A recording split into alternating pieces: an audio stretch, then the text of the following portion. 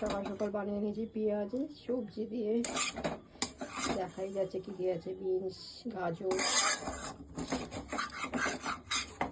আর যেগুলো দেখা যাচ্ছে না মরিচ, ডিম,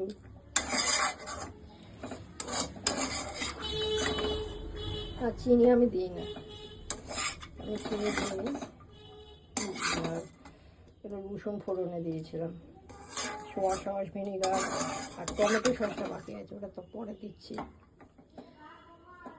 আজকে যাবার কথা ছিল নিমপিঠ আশ্রম রামকৃষ্ণ মিশন, কিন্তু বৃষ্টি হলো, ওদের বলেও দেওয়া হয়েছিল বৃষ্টি হলে যাবেন বলে। কেন ওরা রিপোর্ট তো সেরকম কিছু ওখানের এখানে তো আলাদা ব্যাপার না, জানি না সব কোথায় ওখানে হয়েছে, কিন্তু তারা সকালে জানিয়ে দিতে যায়, আগে থেকেই ছিল যে বৃষ্টি হবে।